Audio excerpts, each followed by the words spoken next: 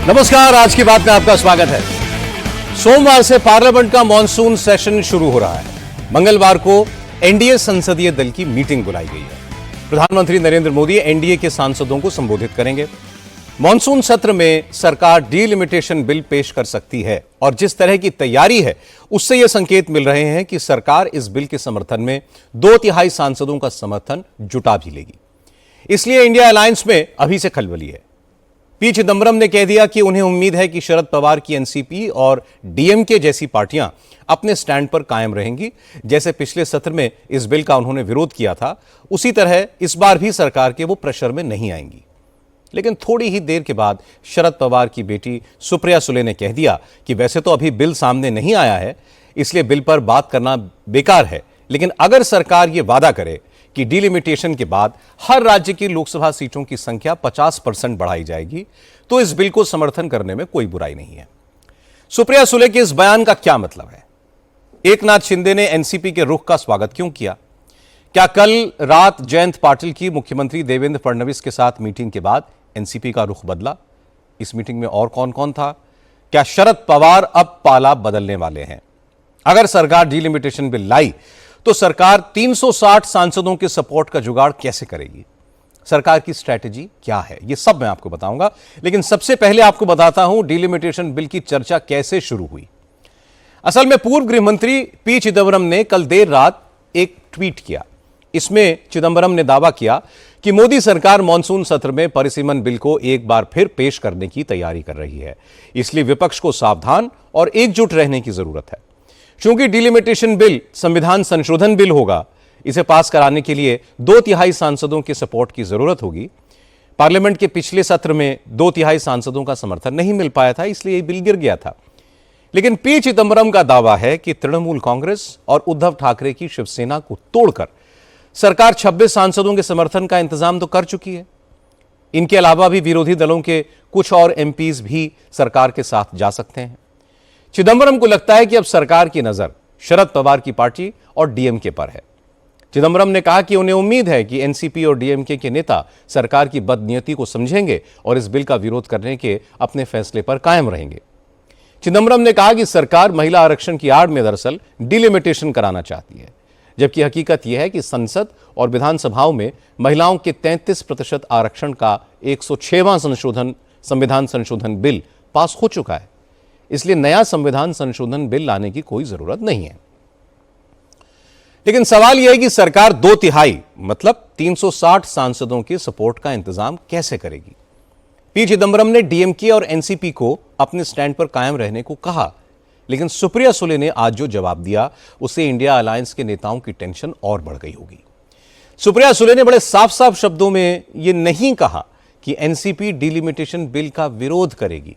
उन्होंने कहा कि अभी बिल आया कहां है, जब बिल आएगा उसके प्रोविजंस देखेंगे, उसके बाद फैसला करेंगे। लेकिन अगर डिलिमिटेशन बिल में सभी राज्यों में 50% सीटें बढ़ती हैं तो फिर बिल के समर्थन के बारे में सोचा जा सकता है। अभी कोई भी बिल का प्रस्ताव हमारे यहाँ नहीं आया है। कोई भी चर्चा डिलिमिटेशन के बारे में ना हमने किसी से की है, ना किसी ने हमसे की। तो जब बिल आएगा तब हमारा स्टैंड होगा, लेकिन जो भी बिल आएगा हमें विस्तार से इंडिया अलायंस में चर्चा करेंगे। हमारी जो चर्चा हुई थी उसके बारे में मैंने कई लोगों से उसमें चर्चा की थी। तब डीएमके हो, हम हो, सपा हो, 50% के बारे में हम सोचेंगे, ऐसा हमने कहा था अभी जो सत्ता में है उनको। लेकिन वो बिल में नहीं आया, इसलिए वो बिल तो गिर गया। हमने मांग नहीं की कोई, इंडिया अलायंस ने कोई मांग नहीं की। हम सिर्फ कह रहे कि 33% रिजर्वेशन जो महिलाओं के लिए लाया है उसको इम्प्लीमेंट कीजिए, ये हमारी मांग है। लिमिटेड मांगे, डिलिमिटेशन की कोई भी मांग इंडिया अलायंस ना एनसीपी एसपी ने की है। हमारी कोई मांग नहीं है। हमारी सिर्फ इतनी मांग सीमित है कि आपने महिलाओं को आरक्षण देने का वायदा किया था, वो वायदा पूरा कीजिए, सिंपल। सरकार को हम लोग पूछ रहे कि आप डिलिमिटेशन कैसे करेंगे, फॉर्मूला क्या है, उसका जवाब जब तक नहीं आता तब तक बिल का हम लोग कैसे समर्थन कर सकते। एनसीपी एसपी किसी के दबाव में आने वाली पार्टी नहीं। ना हम दबाव में कल थे, ना आज है, ना कल रहेंगे। हम दबाव में कोई काम नहीं करते। ये देश दबाव से नहीं चलेगा या किसी की मनमर्जी से नहीं चलेगा। ये देश सिर्फ और सिर्फ भारत रत्न डॉक्टर बाबा साहब अम्बेडकर के संविधान से चलेगा। सुप्रिया सुले कह रही थी कि अगर सरकार 50% सीटें बढ़ाएगी तो बिल का समर्थन करने पर विचार किया जा सकता है। लेकिन हकीकत यह है कि पिछले सत्र में जब अमित शाह इस बिल पर चर्चा का जवाब दे रहे थे, उसी वक्त गृह मंत्री ने कह दिया था कि यह संविधान संशोधन लागू होने के बाद लोकसभा की सीटों के मामले में किसी भी राज्य को नुकसान नहीं होगा, बल्कि सभी राज्यों में 50% सीटें बढ़ाई जाएंगी। इस लिहाज से तो यह बिल्कुल क्लियर है कि एनसीपी का रुख क्या होगा। सुप्रिया सुले के बयान से महाराष्ट्र के डिप्टी सीएम एकनाथ शिंदे खुश दिखाई दिए। उन्होंने कहा कि अमित शाह पहले ही सारी स्थिति साफ कर चुके हैं, इसलिए कंफ्यूजन की कोई गुंजाइश नहीं है। अगर शरद पवार की पार्टी इस बिल का समर्थन करती है तो उसका स्वागत है। ये तो अच्छी बात है, उनका स्वागत है, लेकिन मुझे लगता है कि बहुत वो संभ्रम में है। उनको उनकी इंडिया अलायंस जो पूरी तरह गड़बड़ा गई है। इंडिया अलायंस में कोई कुछ बोलता है, कोई कुछ बोलता है, कोई क्या बोलता है।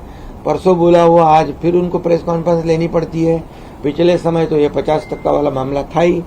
अमित भाई ने खुद लोकसभा में कहा था कि हर राज्य में 50% सीटों में बढ़ोतरी होगी, सिर्फ भाजपा शासित या एनडीए शासित प्रदेश में नहीं होगी, पूरे देश में सभी राज्यों में 50% सीटों की बढ़ोतरी होगी।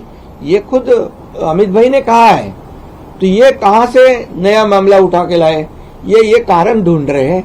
लेकिन ठीक है, अच्छी बात है। अगर उनको पता चला है कि इस बिल को हम विरोध करेंगे, डिलिमिटेशन को और महिला आरक्षण को, तो लोग खिलाफ जाएंगे। आज 20-20, 25-25 लाख, 30-30 लाख के भी चुनाव क्षेत्र है, कैसे पहुंचेंगे। और इसलिए डिलिमिटेशन और महिला आरक्षण ये दोनों बिल पास होने चाहिए। और मैं आपको कहता हूं कि विश्वास के साथ ये बिल पास होंगे और जरूर पास होंगे। लेकिन कांग्रेस पार्टी को उम्मीद है कि एनसीपी और डीएमके अपना रुख नहीं बदलेंगे। महाराष्ट्र कांग्रेस के सीनियर लीडर नाना पटोले ने कहा कि परिसीमन बिल आरएसएस और बीजेपी की साजिश है, विपक्षी पार्टियों को इनके झांसे में नहीं आना चाहिए। डिलिमिटेशन के पीछे आरएसएस और बीजेपी पूरी ताकत से लगी हुई है। आपने देखा होगा कि अब की बार 400 पार, यानी 400 पार के पीछे का जो राजनीति थी वो भी आपको स्पष्ट है कि उनके जो अनंत हेगड़े और इन सब लोगों ने जिस तरह से उस समय कहा था कि हमें संविधान बदलने के लिए 400 पार चाहिए, तो इनका मुंह में और पेट में क्या है वो तो बात स्पष्ट हो चुकी है। और वो कोई भी इनके कोशिश कर शरद पवार जी की पार्टी हो, डीएमके हो या यूबीटी हो, सबको तोड़ना चाहती है, जिसे अपना बहुमत 2/3 मेजॉरिटी में वो निश्चित करना चाहती है। मुझे लगता है कि ये कोशिश नासफल रहेगी। इस खबर पर और अपडेट जानने के लिए चलते हैं इंडिया टीवी के पॉलिटिकल एडिटर देवेंद्र पराशर के पास। देवेंद्र, पिछली बार जब सरकार ये बिल लेकर के आई थी, संविधान संशोधन बिल, उस वक्त बिल के समर्थन में 298 वोट पड़े थे। अब सरकार अगर दोबारा इस बिल को लेकर के आती है तो इसे पास कराने के लिए जो अतिरिक्त 62 सांसदों के समर्थन की जरूरत होगी, क्या उसका इंतजाम सरकार कर चुकी है? शरद पवार की पार्टी से जो भी बातचीत चल रही है वो इसी कड़ी में है और कितनी आगे बढ़ गई? नंबर्स के हिसाब से अगर सौरभ समझें तो लगभग अभी जो स्ट्रेंथ है लोकसभा का, उसके हिसाब से 361 चाहिए बहुमत के लिए। मान लीजिए पिछली बार जैसा कि आपने बताया कि 298 आया था पिछले बिल में, वहाँ से आगे का जो डेवलपमेंट हुआ है उनमें 20 सांसद जो कि टीएमसी से बगावत करके अलग दल में वो शामिल हुए हैं। दूसरा 6 सांसद जो कि शिवसेना यूबीटी से एकनाथ शिंदे की तरफ आए हैं। तीसरी चीज़ की एनसीपी शरद पवार के हिसाब से जो सोर्सेस से जानकारी मिल रही है और जितना आपने सुना सुप्रिया सुले को, और जो अभी वो जितना कह सकती थी उसके हिसाब से आप समझ सकते हैं कि वो 8 सांसद भी इन हैं। तो ये आंकड़ा इन तीनों के जोड़ें तो सौरभ 332 होता है। उसके बाद 22 सांसद डीएमके जिनके साथ शुरुआती दौर में ही बातचीत हो चुकी है, तो उस डीएमके को भी अगर इन करें तो ये 354 का आंकड़ा हो जाता है। उसके बाद सिर्फ 7 संख्या बचेगी और ऐसे कंडीशन में जैसे आरजेडी जैसे दलों के सांसद हों, जेएमएम के हों या फिर समाजवादी पार्टी के हों, इन सब आंकड़ों के आधार पर आप समझ सकते हैं कि अगर ये 7 का आंकड़ा पार करना हो तो कहीं कोई बहुत मुश्किल वाली बात इस लिहाज से नहीं रहेगी कि अगर कुछ सांसदों को, कुछ दलों को ये समझाने में भी बीजेपी सफल हो जाए कि आप गैर हाजिर रहिए, तो 361 का जो आंकड़ा है वो ऑलरेडी नीचे आ जाएगा। और उस लिहाज से लगभग होमवर्क पूरा हो चुका है। जो सोर्सेस से हमें जानकारी मिल रही है वो लगभग होमवर्क पूरा हो चुका है। एनसीपी शरद पवार के मामले में अगर बात करें तो एनसीपी शरद पवार के सौरभ, चाहे विधायक हों या सांसद हों, उनका बहुमत ये चाहता है कि एनडीए के साथ आना चाहिए। और इसके पीछे वजह ये है कि उनको ऐसा लगता है कि एनडीए के साथ जाएंगे तो उनके चाहे डेवलपमेंट प्रोजेक्ट्स हों या एडमिनिस्ट्रेशन में उनकी बात ज़्यादा सुनी जाएगी। और उस लिहाज से जयंत पाटिल ऑलरेडी बीजेपी नेताओं के संपर्क में हैं। हालांकि उसमें अभी वक्त लगेगा। बीजेपी की मंशा ये है कि जब भी ये होना हो तो एनसीपी एक दल के तौर पर ही हो, अलग अलग धड़े के तौर पर ना हो। कोर्ट में ऑलरेडी मामला चल ही रहा है, लेकिन निश्चित तौर पे एनसीपी शरद पवार का एक बहुमत है उनके विधायकों और सांसदों का जो कि एनडीए के साथ आना चाहता है। और रही बात महिला आरक्षण और डीलिमिटेशन बिल की, तो अभी तक जो संकेत नजर आ रहे हैं उसमें मामला बहुत करीब पहुंचता नजर आ रहा है। और निश्चित तौर पर गृहमंत्री अमित शाह के अभी टॉप एजेंडे की बात करें, पार्लियामेंट सेशन जो कि 20 तारीख से शुरू हो रहा है, उससे पहले तो यही नंबर्स का अरेंजमेंट ही ज्यादा समझ में आ रहा है। सौरभ जी देवेंद्र, बहुत शुक्रिया, आपने तो पूरे गणित के साथ बता दिया कि कैसे नंबर पूरे होंगे। हकीकत यह है कि एनडीए के पास 324 सांसदों का समर्थन तो है। अब अगर शरद पवार की एनसीपी और डीएमके का समर्थन मिल जाता है तो ये संख्या बढ़कर 354 हो जाएगी। देवेंद्र अभी आपको बता रहे थे। फिर डिलिमिटेशन बिल को पास कराने के लिए चाहिए होंगे सिर्फ 6 अतिरिक्त और सांसद। और अब तक का इतिहास ये बताता है कि 6 सांसदों का सपोर्ट हासिल करना कोई बड़ी बात नहीं है। इसलिए इंडिया अलायंस के नेता इस वक्त टेंशन में हैं। परिसीमन बिल को शरद पवार की पार्टी के समर्थन की खबरें इसलिए भी चल रही हैं क्योंकि पिछले कई दिनों से एनसीपी के नेता बीजेपी के लीडर्स से मुलाकात कर रहे हैं। कल रात ही जयंत पाटिल की महाराष्ट्र के मुख्यमंत्री देवेंद्र फडणवीस से मुलाकात हुई। जिस वक्त सीएम हाउस में जयंत पाटिल पहुंचे उस वक्त प्रफुल्ल पटेल और सुनील तटकरे भी फडणवीस के घर में मौजूद थे। हालांकि बाद में यह बताया गया कि जब एनसीपी के नेताओं की मीटिंग फडणवीस के साथ हो रही थी उस वक्त जयंत पाटिल वेटिंग रूम में बैठे रहे। जब प्रफुल्ल पटेल और सुनील तटकरे सीएम हाउस से चले गए तब जयंत पाटिल और देवेंद्र फडणवीस की मुलाकात हुई। हालांकि इस मीटिंग के बाद फिर इस चर्चा ने जोर पकड़ लिया कि शरद पवार की पार्टी एनडीए में जा सकती है। इसके बारे में सुप्रिया सुले से सवाल पूछे गए तो उन्होंने कहा कि इस तरह का कोई प्रस्ताव नहीं है। जब तक अजीत पवार थे तब एनसीपी के दोनों गुटों के साथ आने पर बात हो रही थी। अजीत पवार की यह इच्छा थी कि सारे नेता एक साथ आएं, लेकिन अजीत पवार के निधन के बाद इस पर कोई बात नहीं हुई। इसलिए इस तरह की चर्चाओं का कोई मतलब नहीं है। There is no proposal, nor is NDA asking us, no, we are asking NDA. Till my brother was alive, was there dialogue? 100%. Was it my brother's last wish for all of us to come together? Yes, it was. It was my brother's last wish for both the NCPs to work together and be together. Unfortunately, my brother passed away. So now there is no reason to have this conversation because my brother is no more. आज के दिन हमारे party में ऐसी कोई ही चर्चा नहीं है, ना प्रस्ताव आया है, ना हमने किसको प्रस्ताव दिया। जयंत पाटिल जी हमारे पार्टी के बहुत वरिष्ठ नेता है। कल वो ऑफिशियली टाइम लेके माननीय मुख्यमंत्री जी को मिलने गए थे। ओपनली गए गाड़ी से और फ्रंट डोर से गए, फ्रंट डोर से वापस आए। एक बाकी माननीय मुख्यमंत्री जी के घर के ऑफिस में और कौन था इसका जवाब मैं कैसे दे सकती हूँ। इसका जवाब सिर्फ माननीय मुख्यमंत्री जी सकते। उनका घर है, वो जिसको बुलाए ना बुलाए हमको कैसे पता होगा। इसके बाद खुद जयंत पाटिल भी सामने आया और उन्होंने कहा कि वो तो अपने चुनाव क्षेत्र की समस्या पर बात करने के लिए मुख्यमंत्री फडणवीस से मिलने पहुंचे थे। इस दौरान किसी भी तरह की कोई और सियासी चर्चा नहीं हुई। जयंत पाटिल ने कहा कि वो पार्टी की नीति तय नहीं करते, पार्टी से जुड़े बड़े फैसले शरद पवार और सुप्रिया सुले करेंगे। मतदार संघ में एक समस्या थी, वो नगराध्यक्ष को अवैध ठहराया गया जो 7,000 वोटों से चुन के आया। उसके बारे में मुझे मुख्यमंत्री जी को मिलना और एकनाथ शिंदे साहब को मिलना आवश्यक था। एकनाथ शिंदे साहब दिल्ली चले गए, मुख्यमंत्री जी यहाँ पे मौजूद थे। मैंने टाइम मांगा, उन्होंने टाइम दिया। उन्होंने मेरे से मुलाकात की 5-10 मिनट। मैं मुझे जो कहना है उनको कहा और मैं वापस आया। मेरे को मुख्यमंत्री जी के साथ पॉलिटिकल चर्चा करने का कोई अवसर नहीं मिला, ना तो मैं कोई कोशिश की। हमारे पार्टी में अंदरूनी कोई चर्चा नहीं चालू। हमारी जो भी दिल्ली की दिशा है वो हमारी नेता सुप्रिया सुले वो दिल्ली में बैठ के हमारे जो 8 सांसद हैं उनको विचार में रखे, उनके साथ विचार विमर्श करके तय करेंगे। महाराष्ट्र में सत्तारूढ़ महायुति के नेता भी इस मुलाकात को डाउन प्ले कर रहे हैं। शिवसेना के अध्यक्ष और डिप्टी सीएम एकनाथ शिंदे ने कहा कि प्रफुल्ल पटेल और सुनील तटकरे तो महायुति के सदस्य हैं, उनकी मुख्यमंत्री के साथ मुलाकात होती रहती है। जयंत पाटिल जी ने मीडिया में भी कहा है कि उनकी कुछ सांगली की जो मुद्दा था उसके बारे में वो मिले। प्रफुल्ल पटेल और तटकरे तो हमारे महायुति के मेंबर है, महायुति के पार्ट है, तो जाएंगे। वो मेरे पास भी आते हैं, मुख्यमंत्री जी के पास भी जाते हैं। जयंत पाटिल भी मेरे पास आए हुए थे, कुछ काम लेके आए थे। क्या इसका मतलब क्या राजनीतिक होती है क्या बात? हर बार कोई मिला तो कोई मिलना ही नहीं चाहिए। शरद पवार जी हमारे इधर आ गए, बोले राजनीतिक बात हो गई। कितने लोगों को पेट दर्द हो गया, कितने लोगों को तो जमाल घोटे जैसा कब तकलीफ हो गया। क्या है ये? क्या है ये आपको अप्रोच करते हैं तो क्या आप वेलकम करेंगे? किसको कौन करता है? हमारे से कोई किसी ने अप्रोच किया नहीं और न मैंने किसको अप्रोच किया।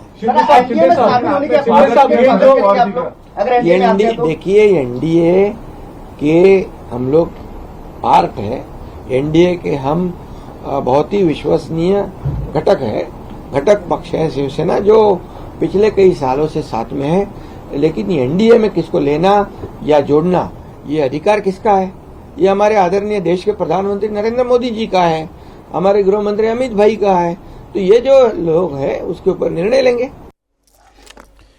लेकिन एनसीपी की तरफ से आ रहे पॉजिटिव स्टेटमेंट से बीजेपी खुश है। बीजेपी के नेता प्रवीण दरेकर ने कहा कि अपने अपने क्षेत्र में विकास के काम करवाने के लिए एनसीपी के विधायक और सांसद एनडीए के साथ आना चाहते हैं। अगर शरद पवार एनडीए के साथ आते हैं तो यह सभी के लिए अच्छा होगा। अच्छा है, अच्छा बदलाव रहेगा तो उसका स्वागत करना चाहिए।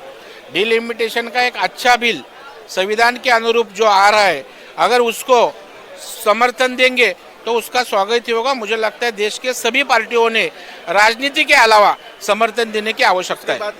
बहु जिस तरह से शरद पवार पार्टी के नेता जयंत पाटिल लगातार मिल रहे हैं, उनके विधायक हो, सांसद हो, एनडीए के साथ जुड़ना चाहते हैं, बैठकें लगातार जारी है। मुझे लगता है उनके आमदारों की मानसिकता है, खासदारों की मानसिकता है, तो मुझे लगता है अभी उसके बारे में उनको एनडीए के साथ जाने की मानसिकता दिख रही है। और अच्छा है, देश में मोदी साहब के समर्थन में, राज्य में देवा बाबू के समर्थन में सब लोग समर्थन देने के लिए आगे रहा है। उनको मंजूर होगा उनका आना? नहीं, वो एनडीए को साथ देंगे तो अच्छा है। अब क्या वाकई में शरद पवार का मन बदल गया है? क्या शरद पवार की एनसीपी एनडीए में आ जाएगी? इस पर बात करने के लिए मुंबई चलते हैं। मुंबई से सचिन चौधरी हमारे साथ हैं। सचिन, आपने आज दिन भर बहुत सारे सीनियर लीडर से बात की है, अलग अलग पार्टियों के, तो बात साफ साफ बताइए क्या चल क्या रहा है? शरद पवार मन बना चुके हैं या अभी भी कोई असमंजस है? क्या वो एनडीए का हिस्सा बन सकते हैं?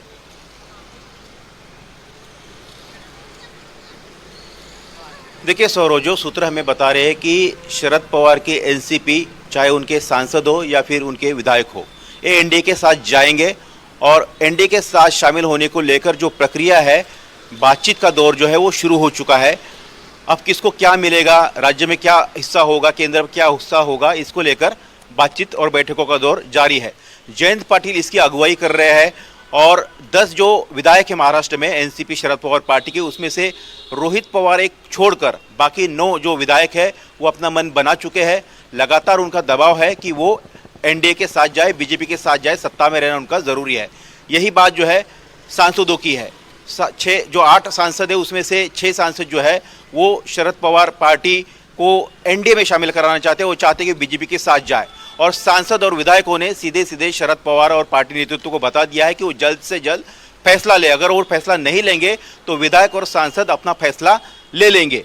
तो शरद पवार, सुप्रिया सुले और रोहित पवार, इनके ऊपर काफ़ी दबाव है। और शरद पवार की पार्टी के जो नेता है जयंत पाटिल, इनकी कल जो 1 घंटे तक मुलाकात हुई वर्षा बंगलो पर, जिसमें ये भी तय हो रहा है कि उनको क्या दिया जाएगा। वित्त मंत्रालय उन्होंने काफ़ी वर्षों तक संभाला है महाराष्ट्र में, तो वो मंत्रालय वो चाहते हैं, उसको लेकर बार्गेनिंग जारी है। दूसरी बात कि शरद पवार खुद ये चाहते हैं या सुप्रिया सुले या ये चाहते हैं कि फिलहाल जो है बीजेपी को या एनडीए को जो डिलिमिटेशन है उसके लिए सपोर्ट दिया जाए, लेकिन पार्टी जो है सीधे एनडीए में शामिल कराने को लेकर फिलहाल वेट एंड वॉच रखी जाए। एक उनकी तरफ से तो विदिन पार्टी जो है पवार वर्सेस रेस्ट एक भी सिनेरियो हुआ देखने मिल रहा है। आखिर डिसीजन जो है सांसदों ने और विधायकों ने ले चुके हैं। पवार के फाइनल जो है सिग्नल का इंतजार अभी भी किया जा रहा है, लेकिन ये आज ना कल इसको फौरी अंजाम जो है दिया जाएगा। अब पवार ये चाहते हैं, इसलिए आज जो खबर आई जो कि इस एनसीपी शरद पवार की जो पार्टी है वो डिलिमिटेशन को सपोर्ट करेगी। इसके पीछे की थोड़ी कहानी मैं आपको बता दूं कि सुप्रिया सुले जब सुबह सिल्वर ओक से निकली, मॉर्निंग वॉक कर रही थी, तब कुछ पत्रकारों ने उन्होंने ऑफ रिकॉर्ड उनसे बातचीत की। तब उन्होंने ये बातें कही कि वो चाहे उनकी पार्टी हो, डीएमके हो, जेएम हो, इस तरह की जो पार्टी है वो इस बिल के सपोर्ट में है। उसके बाद ये न्यूज़ जब चलने लगी तब उनको कई कांग्रेस नेताओं के फ़ोन आए। जब उनकी प्रेस कॉन्फ्रेंस चल रही थी, मैं वहाँ पे मौजूद था, उसी वक्त उनको वहाँ पर कांग्रेस नेता का फ़ोन आया और उन्होंने काफ़ी नाराज़गी जताई और इसी नाराज़गी के चलते उनको प्रेस कॉन्फ्रेंस भी लेनी पड़ी और बाद में ट्वीट भी करना पड़ा कि वो फिलहाल जो फॉर्मूले का या जो बिल है उसका फॉर्मेट क्या होगा उसको देखेगी, उसके बाद चर्चा करके वो उस पर भूमिका स्पष्ट करेंगे। लेकिन इतना तय है कि वो डिलिमिटेशन जो बिल आएगा, परिसीमन का विधेयक आएगा, उसको सपोर्ट करेंगे। एनसीपी शरद पवार पार्टी के विधायकों, सांसदों, चाहे शरद पवार के साथ या शरद पवार के बगैर एनटी में शामिल होंगे और उसके लिए जो है एक तरह से रूपरेखा तैयार करनी शुरू हो गई है और कुछ दिनों में इसका रिजल्ट भी देखने मिलेगा। जी सौरभ, बहुत शुक्रिया सचिन आपका। शरद पवार देश के सबसे अनुभवी नेता हैं, हवा के रुख को खूब समझते हैं और उसी के हिसाब से अपनी चाल भी बदलते हैं। क्योंकि अब तमाम पार्टियां इंडिया अलायंस से अलग हो चुकी हैं, डीएमके ने भी अपना रास्ता अलग कर लिया है, केजरीवाल का अपना अलग राग है, ममता बनर्जी की ताकत खत्म हो चुकी है, महाराष्ट्र में उद्धव ठाकरे के साथ अब सिर्फ 3 एमपी बचे हैं, जो विधायक उनके साथ हैं वो कब तक रहेंगे ये भी तय नहीं है। शरद पवार की पार्टी एक बार टूट चुकी है और सचिन ये बता रहे थे कि शरद पवार की पार्टी के 9 विधायक एनडीए में शामिल होने का मन बना चुके हैं। सांसदों की भी यही राय है, इसलिए इसमें कोई दो राय नहीं कि शरद पवार को अपनी पार्टी की चिंता होगी। वरना यह संयोग तो नहीं हो सकता कि मंगलवार को शरद पवार की शिंदे से मुलाकात हो, इसके अगले दिन जयंत पाटिल देवेंद्र फडणवीस से मिलें। कहावत है, बिना आग के धुआं नहीं उठता, मतलब कुछ ना कुछ तो हो रहा है, लेकिन इसका पता तभी चलेगा जब खिचड़ी पूरी तरह पक जाएगी।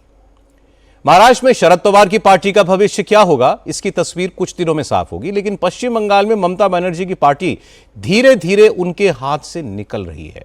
ममता के करीबी नेता एक एक करके उनका साथ छोड़ रहे हैं। आज मदन मित्रा ने पाला बदल लिया, वो भी ममता बनर्जी का साथ छोड़कर ऋतुव्रत बनर्जी के ग्रुप में शामिल हो गए। मदन मित्रा ने तृणमूल कांग्रेस के सभी पदों से इस्तीफा दे दिया है। उन्होंने कहा कि अभिषेक बनर्जी के चक्कर में तृणमूल कांग्रेस का सत्यानाश हो गया।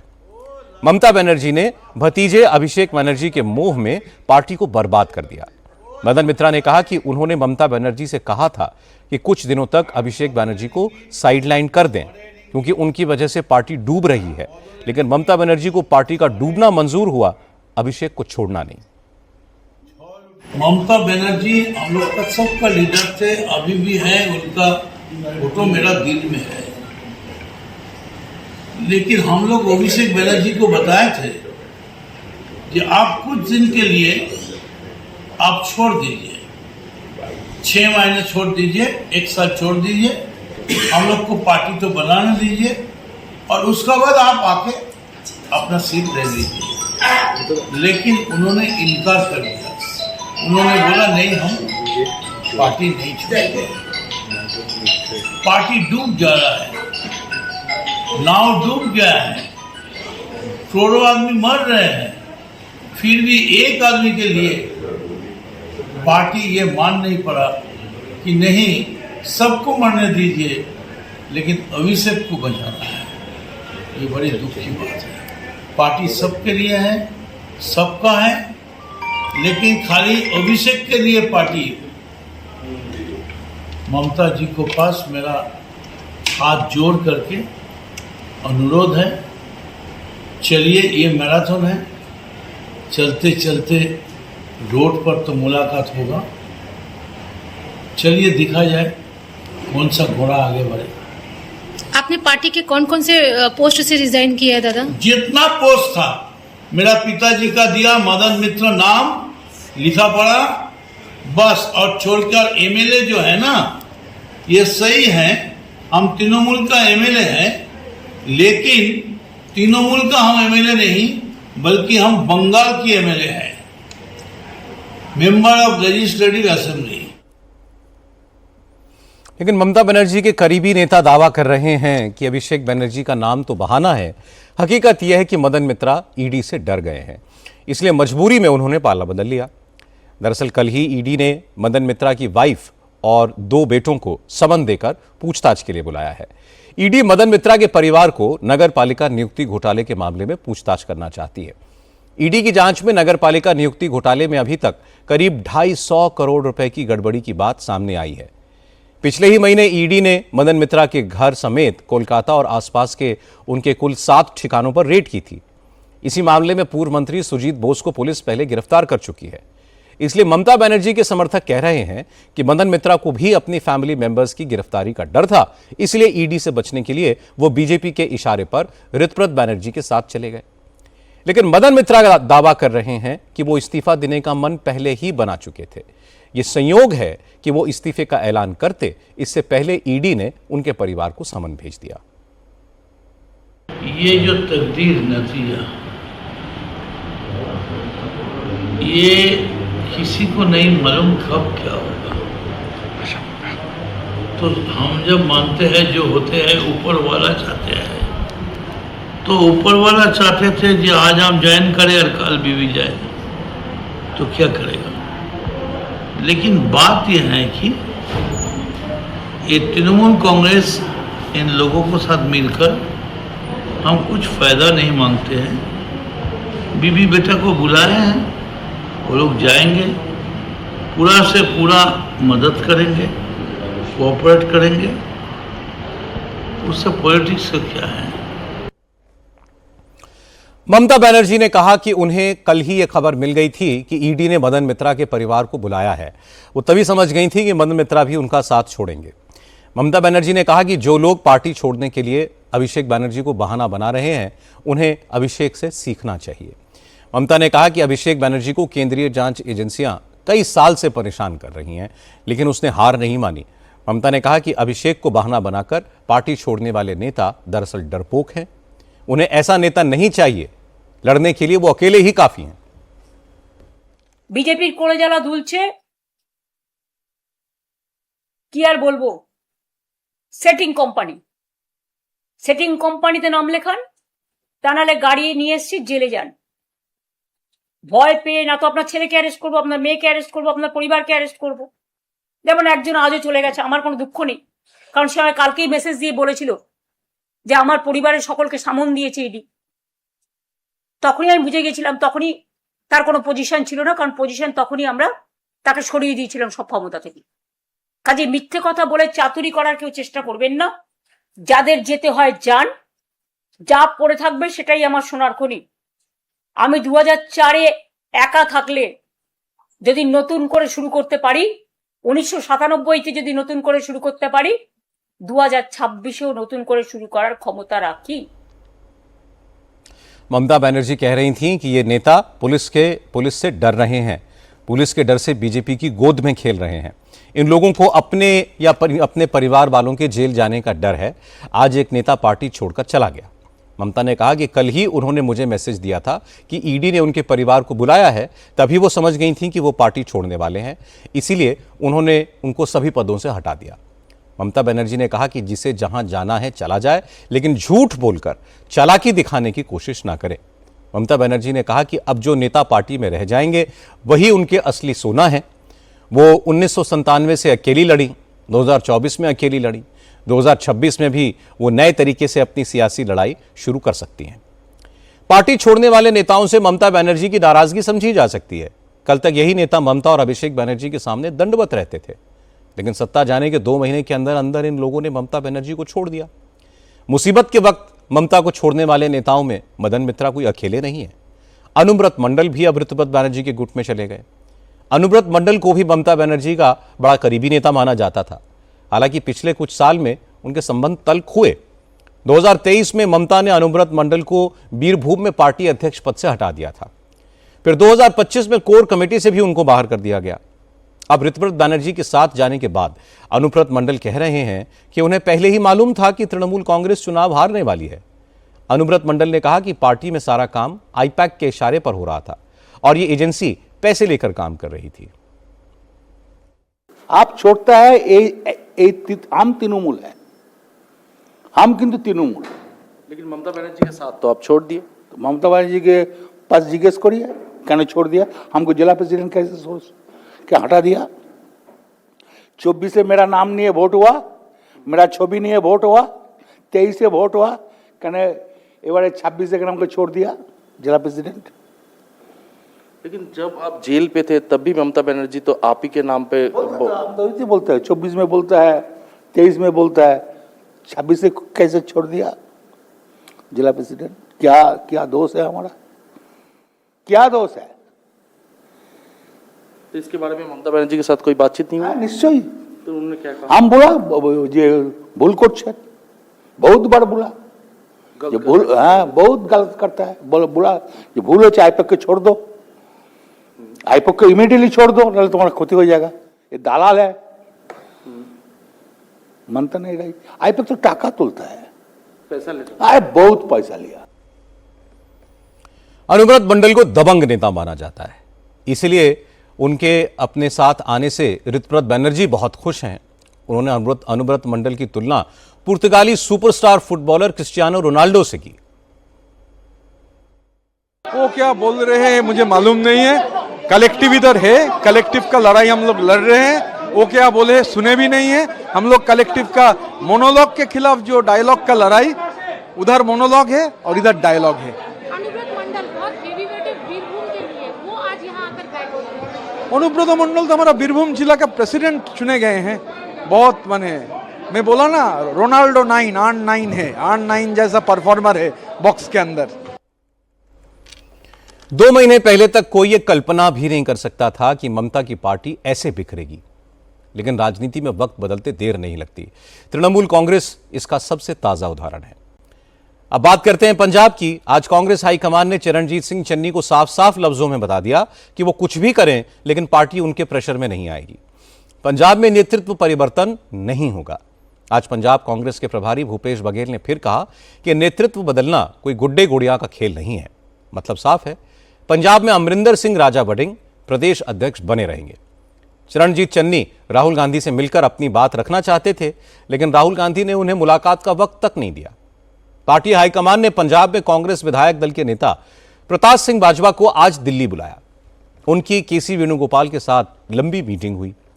मीटिंग के तुरंत बाद बाजवा पंजाब लौट गए और वहां पहुंचते ही उन्होंने सीधे चरणजीत सिंह चन्नी से मुलाकात की।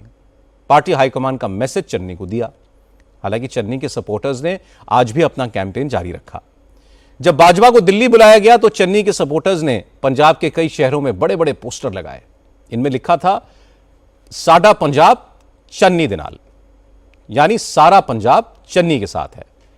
असल में चन्नी चाहते हैं कि पंजाब कांग्रेस की कमान उन्हें दे दी जाए, कांग्रेस विधानसभा चुनाव उनकी लीडरशिप में लड़ा जाए। लेकिन अमरिंदर सिंह राजा वड़िंग के सपोर्टर्स का दावा है कि पंजाब कांग्रेस के 29 जिला अध्यक्षों में से 25 राजा वड़िंग के साथ हैं। चन्नी सिर्फ हवाबाजी कर रहे हैं। पंजाब से लौटे भूपेश बघेल ने भी आज 2 टूक लफ्जों में कहा कि पार्टी हाईकमान ने पंजाब के लिए जो कमेटियां बनाई हैं उनमें कोई परिवर्तन नहीं होगा। पंजाब की 6 दिन की यात्रा रही और पंजाब नेताओं से मुलाकात हुई।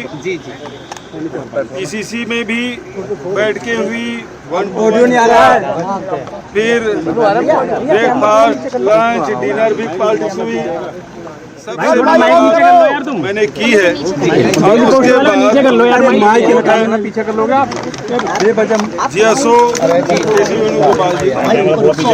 क्या नेतृत्व परिवर्तन की नीचे रख ले यार। मैं रिपोर्ट आपको कैसे बता दूं? अच्छा, क्या नेतृत्व परिवर्तन की कोई गुंजाइश? मैं पहले ही बोल चुका, दोबारा गुड्डा गुड्डी के खेल नहीं है। पंजाब में चुनाव नजदीक है। कांग्रेस पार्टी हर हाल में डैमेज कंट्रोल करना चाहती है। चुनाव से पहले पब्लिक में एकजुटता का मैसेज जाए, इसके लिए एक खास प्लान तैयार किया गया है। पंजाब कांग्रेस के कार्यकारी अध्यक्ष राजकुमार वेरका ने बताया कि सबकी अपनी शिकायत हो सकती है, लेकिन आला कमान से किसी की नाराजगी नहीं है। जल्द ही पंजाब में राहुल गांधी बस यात्रा निकालेंगे जिसमें सारे नेता एक साथ नजर आएंगे। देखिए, बातचीत सिर्फ इतनी सी है, 2027 में सरकार बनाने की हमारी बारी है, इसलिए हमारी पूरी तैयारी है। हम पूरी तैयारी के साथ लगे हैं, रोड मैप हमने तैयार कर लिया है और ये छोटी मोटी जो चीज़ें आप पार्टी के अंदर या परिवार के अंदर देख रहे हो, इनको जल्दी सुलझा लिया जाएगा और वो बात सारी हो चुकी है और जल्दी ही एक यहाँ से बस चलने वाली है। राहुल गांधी जी उस बस में तमाम लोगों को बिठा लेंगे और पंजाब की यात्रा पे चले जाएंगे। यूनिटी का मैसेज बस से देंगे और सब राहुल जी खुद पंजाब के दौरे पे जा रहे हैं। जो नाराज हैं वो हाईकमान से नाराज नहीं हैं, वो कांग्रेस पार्टी से भी नाराज नहीं हैं।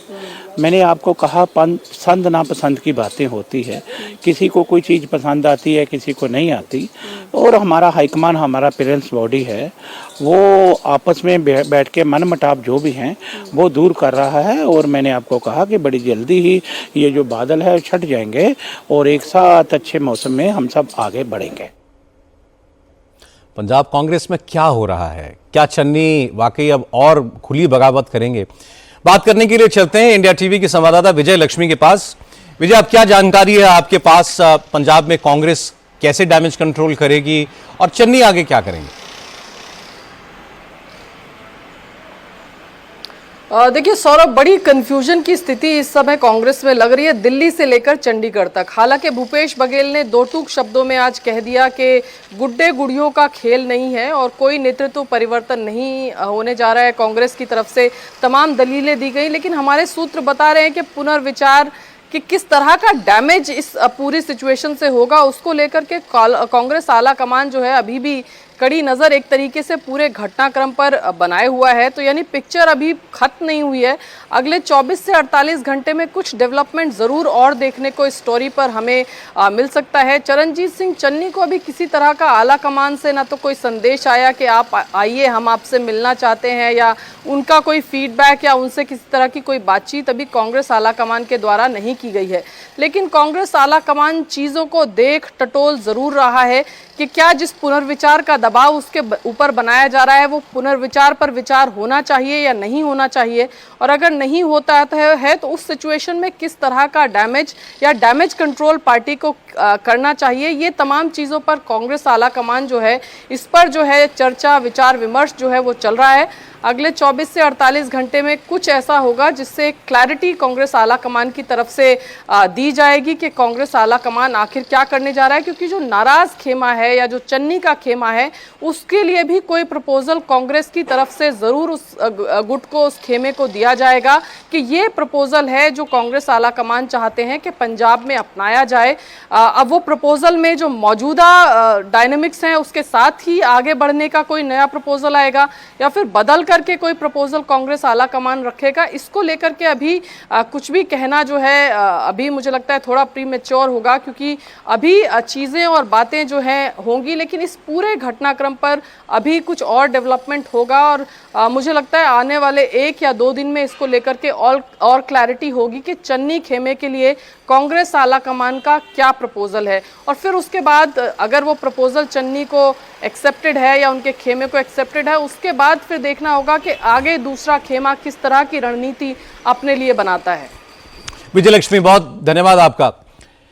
कांग्रेस की सबसे बड़ी मुश्किल यह है कि जिस राज्य में कांग्रेस को जीत की उम्मीद होती है वहां चुनाव से पहले नेताओं के बीच आपसी झगड़े शुरू हो जाते हैं। चुनाव से पहले ही मुख्यमंत्री की कुर्सी के लिए खींचतान शुरू हो जाती है। पंजाब में यही हो रहा है और रायता इतना फैल चुका है जिसे समेटना भूपेश बघेल के बस की बात तो नहीं है। आइए बात करते हैं उत्तर प्रदेश की। योगी आदित्यनाथ ने आज अखिलेश यादव पर तगड़ा सियासी हमला बोला। योगी ने कहा कि जब अखिलेश की सरकार थी तो हर नौकरी में भर्ती के बदले पैसे देने पड़ते थे। दरअसल योगी आज लखनऊ में world youth skill development day के प्रोग्राम में पहुंचे हुए थे। वहां उन्होंने कहा कि आज जो युवा हैं वो 10 साल पहले के उत्तर प्रदेश के हालात को अच्छी तरह नहीं समझते थे, इसलिए उन नौजवानों को यह बताना जरूरी है कि उन्हें यूपी किस हाल में मिला था और उन्होंने 9 साल में किस तरह यूपी का कायाकल्प किया है। 2017 के पहले तत्कालीन राज्य सरकार ही प्रदेश की सबसे बड़ी अपशकुन बन चुकी थी। युवाओं के लिए शिक्षा चौपट थी, कौशल विकास की कोई व्यवस्था नहीं थी, मॉडर्न टेक्नोलॉजी के साथ युवाओं को जोड़ने के लिए कोई भी प्रयास नहीं थे। स्कूली शिक्षा हो या कोई भी अभियान, ये सभी नदारद थे।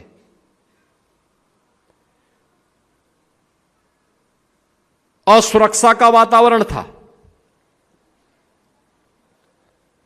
न बेटी सुरक्षित थी, न व्यापारी सुरक्षित था। युवा के सामने पहचान का संकट था। अगर किसी ने कोई डिग्री ले ही ली, कहीं से कोई जा करके प्रयास करके कोई डिग्री, कोई डिप्लोमा, कोई सर्टिफिकेट प्राप्त कर भी दिया तो यूपी के अंदर तो काम नहीं था, यूपी के बाहर जाता था तो यूपी के नाम पे लोग वैसे चिढ़ते थे, इसलिए यूपी के बाहर कोई सम्मान भी नहीं था। ये पहचान का संकट था। सरकारी नौकरी पर एक खानदान का अधिकार था।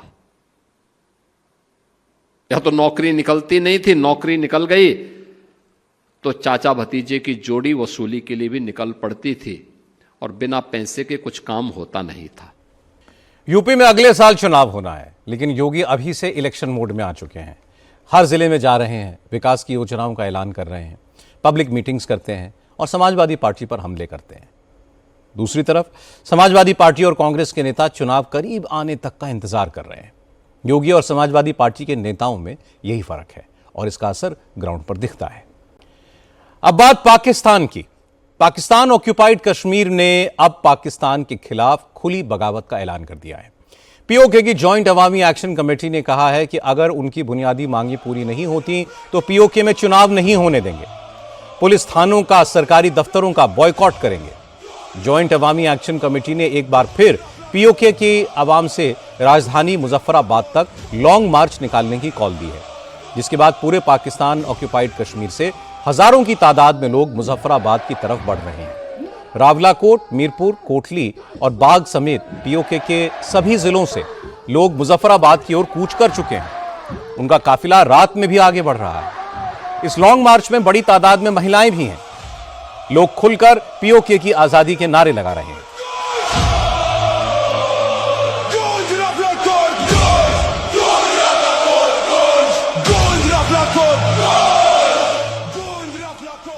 पीओके के नेताओं का कहना है कि पाकिस्तान पिछले 78 साल से श्रीनगर पर कब्जा करने का झूठा ख्वाब दिखा रहा है। वो इसमें कभी कामयाब नहीं होगा। इसलिए पाकिस्तान को वाकई कश्मीरियों से अगर मोहब्बत है तो पीओके की जनता की डिमांड्स मान ले, वरना अपना कब्जा यहां से छोड़ दे।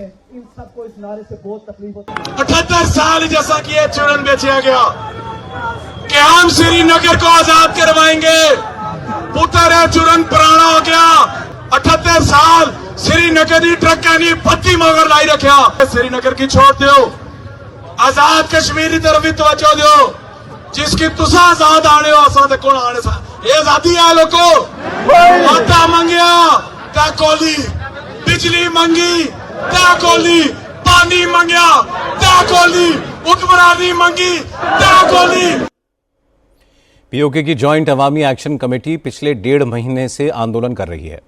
आंदोलन की शुरुआत पीओके की विधानसभा में रिफ्यूजीज के लिए रिजर्व सीटें खत्म करने की मांग से हुई थी।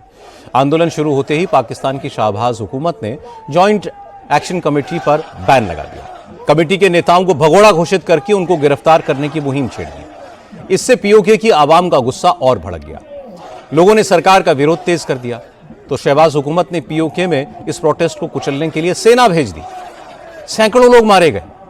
अवामी एक्शन कमेटी के नेता अंडरग्राउंड हो गए। इसके बाद से पाकिस्तान के खिलाफ गुस्सा और भड़क उठा। लोगों ने साफ कह दिया कि जब तक पीओके की मांगें नहीं मानी जाती, न चुनाव होगा, न सरकारी सिस्टम को काम करने दिया जाएगा। ये मकबूजा इलाका है, ये मकबूजा इलाका, इस पर कब्जा है, इस पर सबने कब्जा है। इंतखाबात का जहां तक मामला है, इंतखाबात में भी रियासत जम्मू कश्मीर के लोगों को फ्री एंड फेयर इलेक्शन का मौका दिया जाएगा। इलेक्शन इस रात का मौका दिया जाएगा तो इलेक्शन होंगे, वरना इलेक्शन नहीं होंगे। किसी सूरत इलेक्शन नहीं होंगे, किसी सूरत इलेक्शन नहीं होंगे। अवाम जाएंगे ही नहीं, अवाम जाएंगे ही नहीं, पोलिंग स्टेशन की तरफ नहीं जाएंगे। जम्मू कश्मीर के मसले के मुताल्लिक जो बात करने का इख्तियार है वो किसी के पास नहीं है, वो इन खवातीन के पास है, वो इन मर्दों के पास है, इनकी औलादों के पास है, वो रियासत के शहरों के पास है। और इस पे हम अपना हक महफूज रखते हैं। तो इस तहरीक में शहीद भी हो जाए तो हमें यकीन है हमारी औलादें इस अलम को बुलंद रखेंगी, इस झंडे को बुलंद रखेंगी, हमारी माएँ बहनें बेटियां इस अलम को बुलंद रखेंगी। और फतह से पहले हम सारे मारे जाएं, फतह से पहले ये जंग खत्म नहीं होगी, ये जंग खत्म अब ये हुकूक की जंग खत्म, हुकूक की जंग खत्म, हुकूक की जंग खत्म। पिछले 1.5 महीने से पीओके में अवाम सड़कों पर है, पाकिस्तानी फौज गोलियां चला रही है, दर्जनों लोग मारे जा चुके हैं, लेकिन फिर भी जनता के हौसले नहीं टूटे। अब लोग कफन बांधकर सड़कों पर निकल गए हैं। इससे साफ है कि वो दिन दूर नहीं है जब पीओके पाकिस्तान की फौज और वहां की हुकूमत के चंगुल से आजाद हो जाएगा। ब्रिटिश सरकार ने ब्रिटेन में सक्रिय पाकिस्तानी ग्रूमिंग गैंग्स पर शिकंजा कसने की तैयारी शुरू कर दी है। इसके लिए यूके की गवर्नमेंट ने 1971 के इमिग्रेशन एक्ट को बदलने की शुरुआत कर दी है। ब्रिटेन के गृह मंत्री शबाना महमूद ने पुराना कानून बदलने के लिए अमेंडमेंट पार्लियामेंट में पेश कर दिया है। ब्रिटेन के भावी प्रधानमंत्री एंडी बर्नहम ने इस बिल का समर्थन किया। असल में पिछले दिनों ग्रूमिंग गैंग्स का Pakistani ring leader Shabbir Ahmed jail से छूट गया था, जिसके बाद से पूरे ब्रिटेन में इमिग्रेंट्स के खिलाफ प्रोटेस्ट तेज हो गए। शबीर अहमद पर इल्जाम है कि उसने 12 साल से कम उम्र की दर्जनों लड़कियों का रेप किया, ग्रूमिंग के नाम पर लंबे वक्त तक उनका सेक्सुअल एक्सप्लॉयटेशन किया। ब्रिटेन के कई शहरों में ऐसे पाकिस्तानी ग्रूमिंग गैंग्स एक्टिव हैं, जिन पर कम उम्र की बच्चियों के शोषण के अलावा शोषण के इल्जाम है। ऑक्सफोर्ड, रोचडेल, टेलफोर्ड, रॉदरहैम शहरों में ग्रूमिंग गैंग्स को लेकर कई शिकायतें सामने आई थीं। पुलिस ने कार्रवाई भी की, लेकिन बच्चियों को एक्सप्लॉइट करने वाले जल्द ही जेल से छूट गए और सरकार इन इमिग्रेंट्स को डिपोर्ट भी नहीं कर सकती, क्योंकि 1971 की इमिग्रेशन एक्ट के मुताबिक जो भी अप्रवासी लंबे वक्त से ब्रिटेन में रह रहे हैं उनको डिपोर्ट नहीं किया जा सकता। इस मुद्दे को लेकर ब्रिटेन की फार राइट रिफॉर्म यूके और रीस्टोर ब्रिटेन जैसी पार्टीज ने ग्रूमिंग गैंग्स के मुद्दे पर लेबर पार्टी की सरकार के खिलाफ मुहिम छेड़ रखी है। इसलिए अब वहां की होम सेक्रेटरी शबाना महमूद ने इमिग्रेशन एक्ट में बदलाव का प्रस्ताव रखा है, ताकि शबीर अहमद जैसे पाकिस्तानी राक्षसों को वापस उनके देश भेजा जा सके।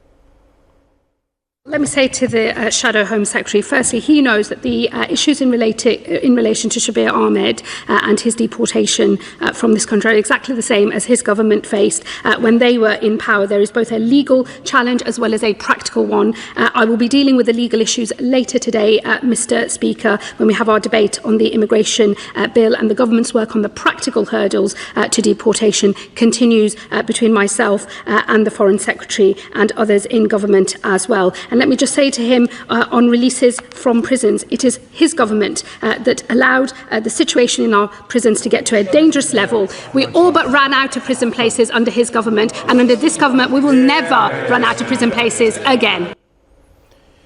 ब्रिटेन की गृह मंत्री शबाना महमूद कह रही थीं कि उनकी सरकार ग्रूमिंग गैंग्स के क्रिमिनल लीडर्स को डिपोर्ट करने के लिए कानून बदल रही है। उससे पहले सरकार की कोशिश होगी कि ये अपराधी जेल से बाहर ही ना आ पाएं। डिपोर्टेशन से पहले उनको जेल में ही कैद रखा जाए। ब्रिटेन में पाकिस्तानी ग्रूमिंग के खिलाफ जबरदस्त नाराजगी है। पब्लिक के प्रेशर का ही असर है कि वहां की सरकार कानून में बदलाव करने के लिए मजबूर हुई है। अब बात करते हैं मिडिल ईस्ट की। अमेरिका और ईरान की जंग के लेटेस्ट राउंड में आज अमेरिकी सेना ने दिन में ईरान की सेना के ठिकानों पर बमबारी की। अमेरिका ने ईरान के चाबहार और बुशहर पोर्ट्स पर मिलिट्री स्ट्राइक्स की। अमेरिकी सेना की सेंट्रल कमांड ने कहा कि उसने ईरान के उत्तरी इलाकों पर भी IRGC की मिसाइल लॉन्च साइट्स को तबाह कर दिया है। जंग के ताजा दौर में यह पहली बार है जब अमेरिका ने ईरान पर दिन में हमले किए हैं। इससे पहले पिछले 4 दिनों से अमेरिकी सेना ईरान पर रात में हमले कर रही थी, लेकिन आज यूएस आर्मी की सेंट्रल कमांड ने साउथ ईरान के कई पोर्ट सिटीज पर जबरदस्त हवाई हमले किए, फाइटर जेट से बम बरसाए। कुवैत और बहरीन से भी अमेरिका ने ईरान के समुद्री ठिकानों पर मिसाइल अटैक किए। ईरान ने कहा है कि अमेरिका के ताजा हमलों में 30 से ज्यादा लोग मारे गए हैं। ईरान के मिलिट्री इंस्टॉलेशंस पर हमले के साथ साथ अमेरिका ने ईरान पर फाइनेंशियल अटैक भी किया। आज अमेरिकी सेना ने एक बार फिर से ईरान की शिप्स की नाकाबंदी शुरू कर दी। ईरान की कमर्शियल टैंकर्स को रोकने के लिए अमेरिका ने ओमान की खाड़ी से लेकर अरब सागर तक 20 जंगी जहाज तैनात किए हुए हैं। इसके अलावा आज अमेरिका के ट्रेजरी डिपार्टमेंट ने ईरान के $130 मिलियन और फ्रीज कर दिए और ईरान की हुसैन शमखानी शिपिंग कंपनी पर नए प्रतिबंध लगा दिए। चौतरफा हमलों के साथ ही प्रेसिडेंट डोनाल्ड ट्रंप ने एक बार फिर से ईरान के power stations, bridges, railway lines को उड़ाने की भी धमकी दी है। ट्रंप ने कहा कि अगर ईरान बातचीत के लिए तैयार नहीं होता तो अमेरिकी सेना ईरान को पूरी तरह तबाह कर देगी। ट्रंप ने कहा कि पिछले 47 साल से अमेरिका ईरान के इस्लामी कट्टरपंथियों से रिश्ते सुधारने की कोशिश कर रहा है, लेकिन ईरान के नेता पहले डील करते हैं फिर पीछे हट जाते हैं। इसलिए अब ईरान को ठीक से सबक सिखाना जरूरी है। ट्रंप ने ईरान पर हमले के साथ ही हॉर्मुज की रखवाली के बदले अरब देशों से इन्वेस्टमेंट की भी मांग की है। I gave them a chance. I wanted to give them a chance at making a deal. You know, we had a deal 2 days ago. It was done. And then all of a sudden, they couldn't do it. They didn't like something about the deal. They couldn't do it. And they shot first. And that was a big mistake that they shot first because we have been knocking the hell out of them. They're very difficult people. 47 years we put up with it. No, I just told you, you have Saudi Arabia, UAE, Qatar, Bahrain, and Kuwait, primarily, and then others.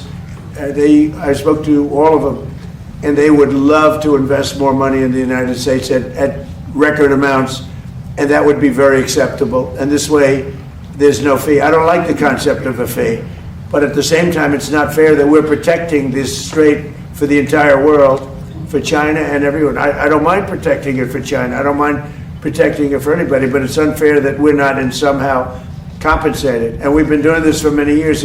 It's bothered me 25 years ago.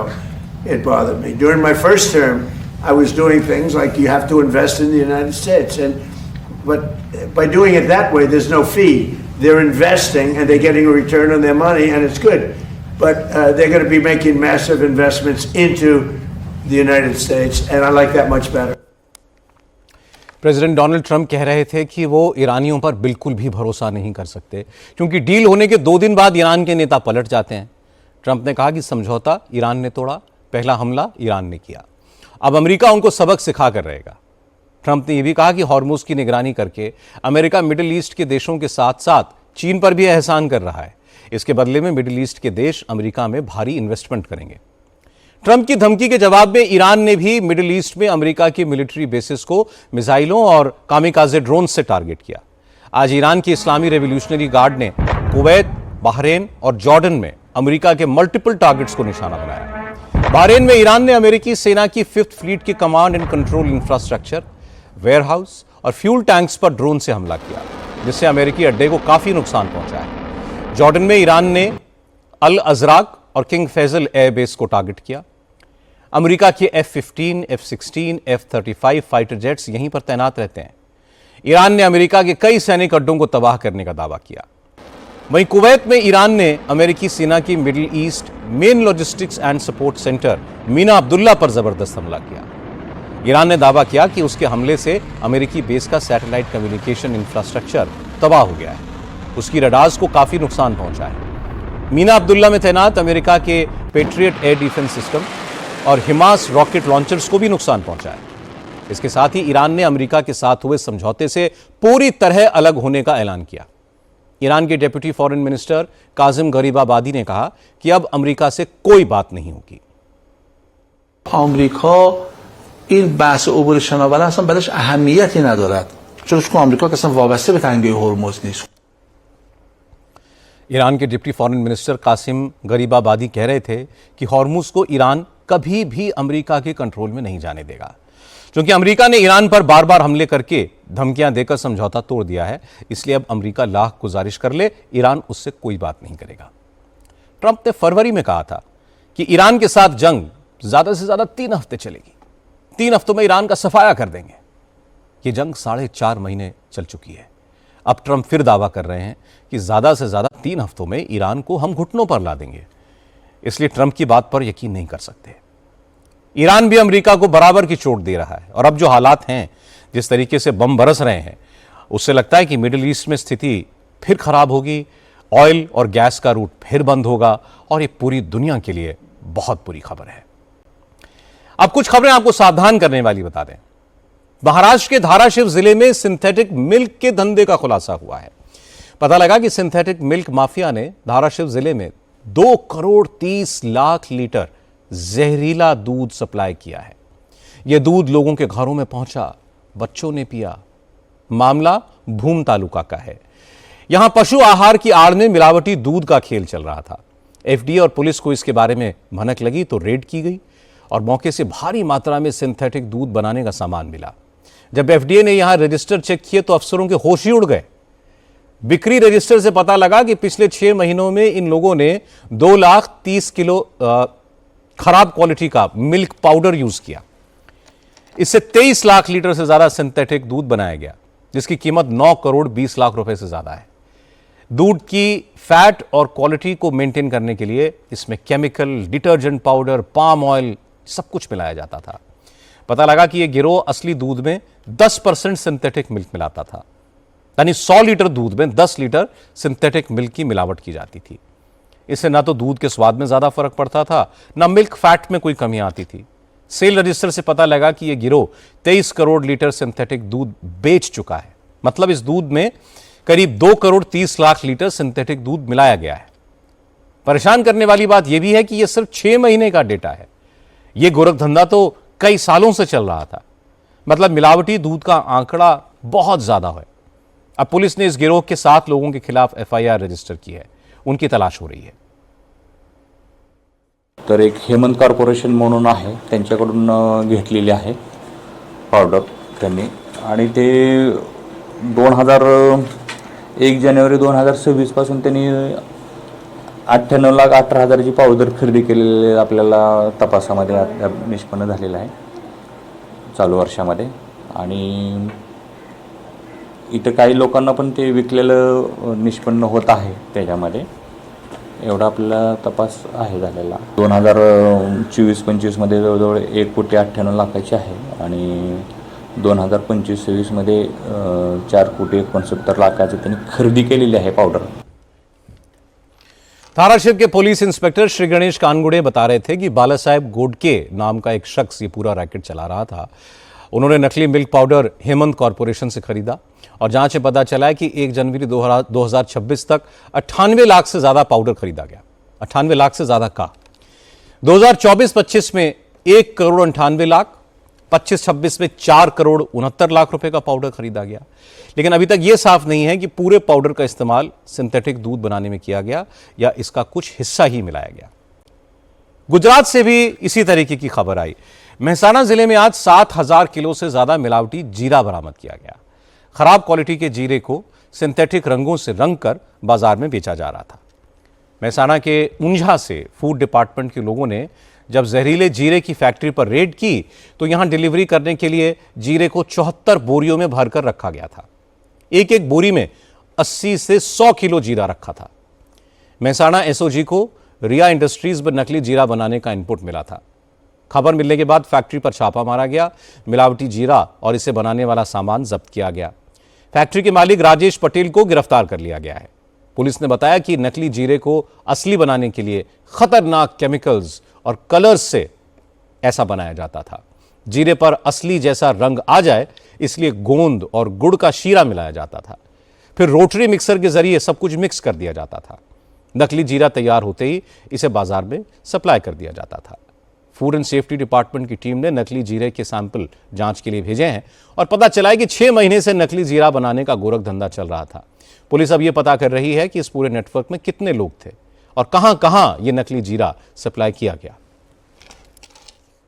Rajesh भाई परसोत्तम भाई करके है, उनका ये पूरा setup है और वहाँ पे पुलिस ने रेड करके अलग अलग प्रकार के केमिकल्स 74 बोरे ये जो जीरू है वो जीरा का भूसा, साथ में पीले रंग का, सफ़ेद रंग के और गोंद का पाउडर, ऐसे अलग अलग पाउडर जो केमिकल्स है वो भी वहाँ से पकड़े गए हैं। और इसको अलग अलग केमिकल्स जो यूज़ नहीं हो सकते उन सब में इसको इस पे काम करके इसको बाहर बेचा जाता है। हमारे संवाददाता निर्णय कपूर ऊंझा की उस फैक्ट्री में पहुंचे जहां पर जहरीला जीरा तैयार किया जा रहा था। आप निर्णय की रिपोर्ट देखेंगे तो आप समझ पाएंगे कि सब्जी का स्वाद बढ़ाने वाले जीरे में किस तरह जहर मिलाया जाता था। ये देखिए, आपको यहाँ पे मैं दिखाता हूँ।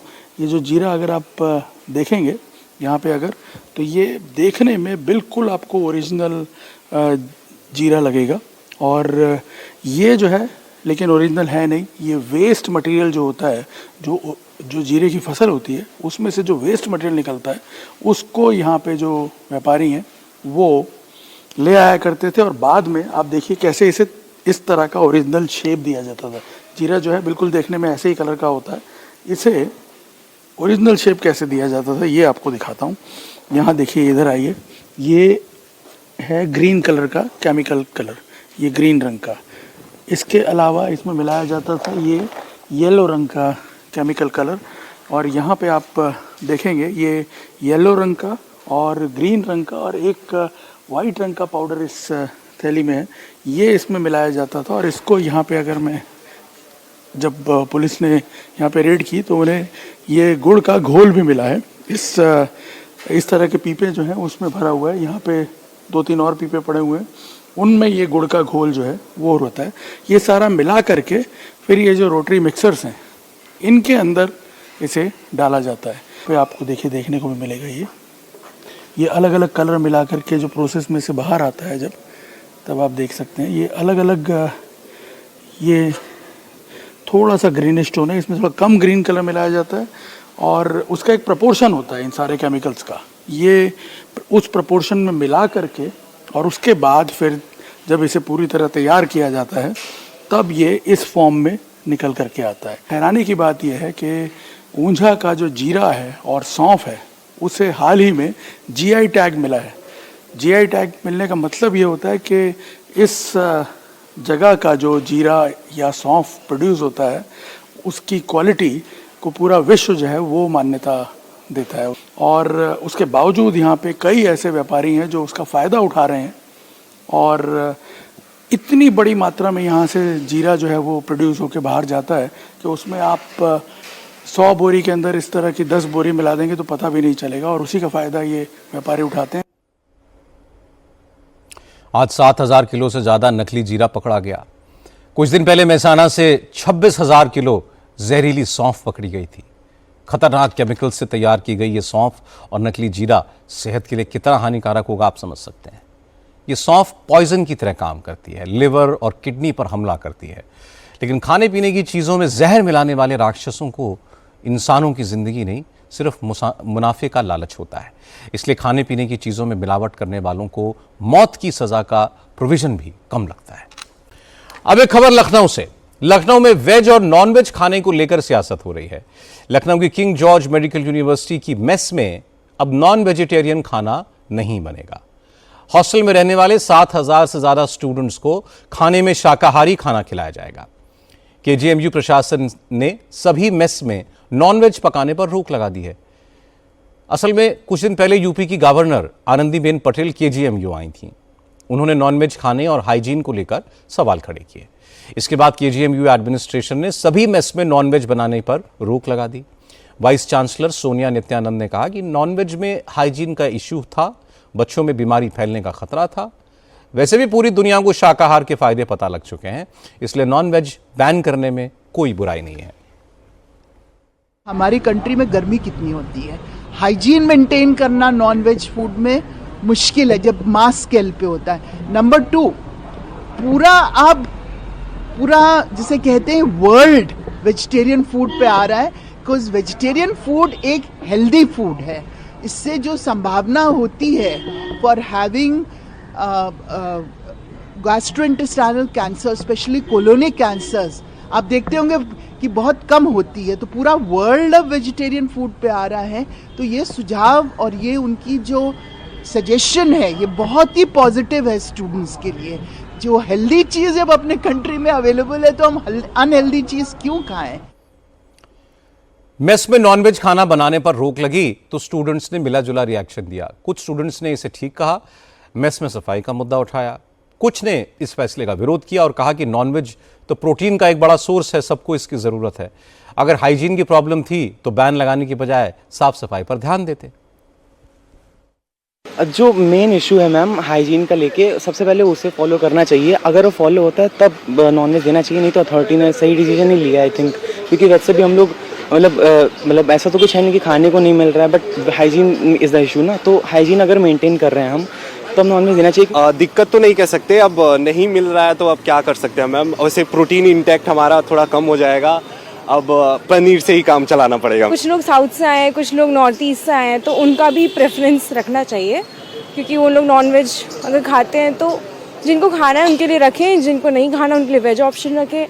तो मेरे लिए तो है कि उतना सही नहीं लगा मुझको। इनको बैन तो नहीं करना चाहिए था। लाइक मैं बिहार से हूँ, तो हमारे यहाँ होली जैसे फेस्टिवल्स में अगर नॉनवेज ना बने तो लाइक वो उसका प्रसाद टाइप का हो जाता है कि होली में हमारे यहाँ नॉनवेज बनता ही है, तो ऐसे इनको डायरेक्ट बंद नहीं कर देना चाहिए था। हाँ, एटलीस्ट अगर हाइजीन इशू था तो आप जो कमेटी है मेस की उसको आप वो कीजिए, स्ट्रिक्ट कीजिए।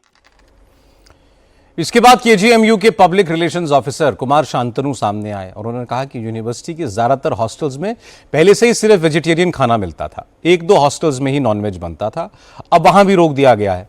कुमार शांतनु ने कहा कि नॉनवेज खाने पर कोई पाबंदी नहीं है, अगर किसी स्टूडेंट को नॉन वेजिटेरियन खाना चाहिए तो वो बाहर से लाकर खा सकता है।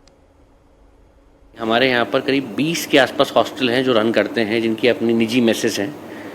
उनमें से कुछ 2-3 मेसेज हैं जो कि प्राइवेट तौर पर कुछ बच्चे भी चलाते हैं, जिनको हम लोग कोऑपरेटिव मेस या प्राइवेट मेस भी कहते हैं। उन पे उनको पता चला कि वहाँ नॉनवेज बनता है, पकाया जाता है और कंज्यूम किया जाता है। हमारी जो अपनी केजीएमयू द्वारा एडमिनिस्ट्रेशन जो रन करता है मैसेज, उनमें ना नॉनवेज बनता था कभी, ना ही नॉनवेज सर्व होता था।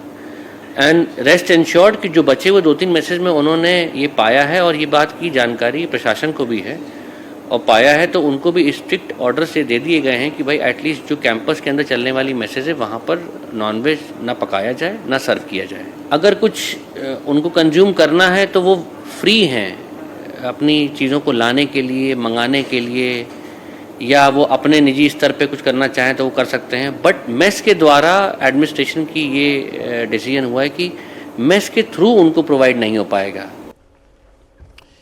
केजीएमयू एडमिनिस्ट्रेशन के फैसले पर पॉलिटिक्स हुई। यूपी कांग्रेस के प्रभारी हैं राजेंद्र पाल गौतम, उन्होंने इसे तुगलकी फरमान बताया। उन्होंने कहा कि कोई क्या खाएगा, क्या पिएगा, क्या ये भी अब सरकार कंट्रोल करेगी। ये तो एकदम से विदाउट एप्लीकेशन ऑफ माइंड एक मूर्खतापूर्ण निर्णय नज़र आता है, क्योंकि किसको क्या खाना है ये तय करने का अधिकार किसी और को नहीं है।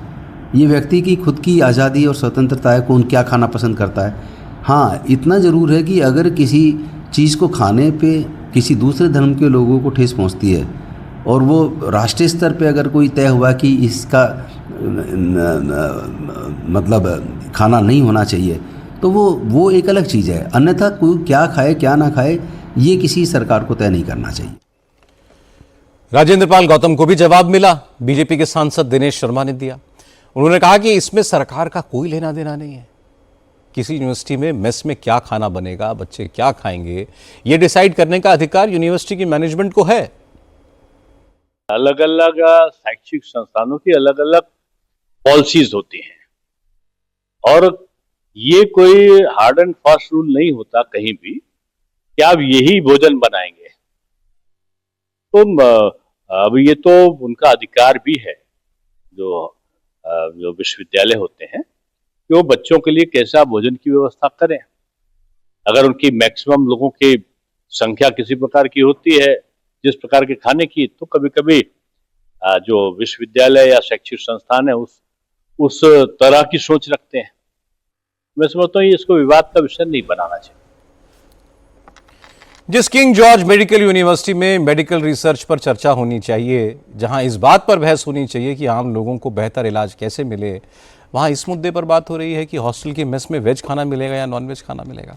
ये तो बहुत ही दुखद स्थिति है। बेहतर ये होता कि केजीएमयू प्रशासन हॉस्टल में रहने वाले स्टूडेंट्स से ही बात कर लेता, उन्हीं की राय ले लेता। हाइजीन अगर मुद्दा है तो साफ सफाई का इंतजाम कर लेता। अब सीधे सीधे इस पर पाबंदी लगा देना ये ठीक नहीं है। किसको क्या खाना है ये उसकी इच्छा पर होना चाहिए। केजीएमयू के इस फैसले को ठीक नहीं कहा जा सकता। और बात वाराणसी की। काशी को ट्रैफिक जाम की प्रॉब्लम से मुक्ति मिलेगी और काशी का पुरातन स्वरूप भी नहीं बदलेगा। ऐसा प्लान प्रधानमंत्री नरेंद्र मोदी ने तैयार किया है। आज इस प्लान को कैबिनेट की मंजूरी भी मिल गई है। सरकार वरुणा नदी के किनारे 6 लेन बाय 4 लेन का एक एलिवेटेड कॉरिडोर बनाएगी। इस कॉरिडोर में flyover, ramps, loops, service roads सब होंगी। 43 किलोमीटर लंबा यह कॉरिडोर नमो घाट से शुरू होगा। वाराणसी हवाई अड्डा, Kashi railway station, Varanasi junction, Deendayal Upadhyay junction, Ramnagar port, हर जगह से यह कॉरिडोर गुजरेगा। काशी के हर इलाके से लोग मिनटों में गंगा के सभी घाटों तक पहुंच पाएंगे। 43 किलोमीटर लंबे कॉरिडोर को पूरा करने में करीब 11,000 करोड़ रुपए का खर्च आएगा और इसको 2029 तक पूरा करने का टारगेट रखा गया है। सबसे पहले खाई के पान बनारस वाला। आज अगर हम बनारस काशी को देखें, काशी में हर साल करीब 15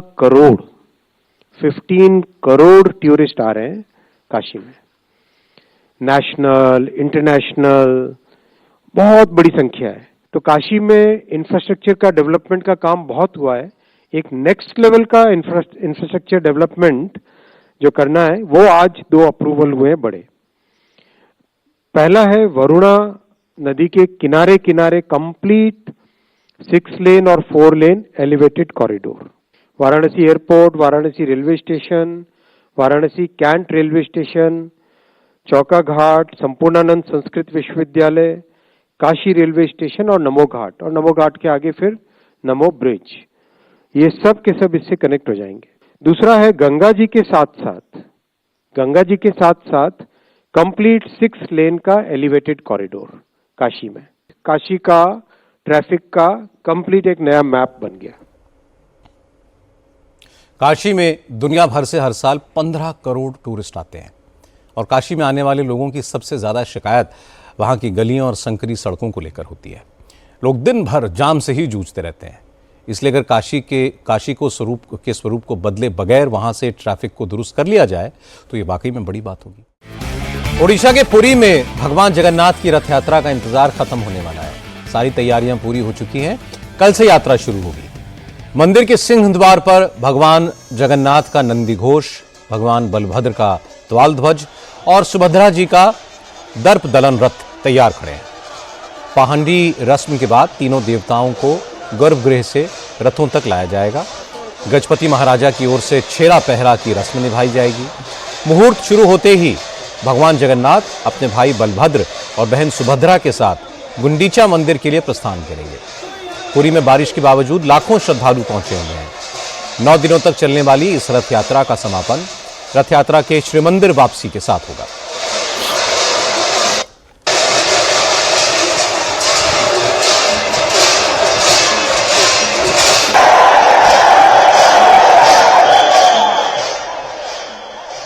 आखिर में एक नजर कल की बड़ी खबरों पर।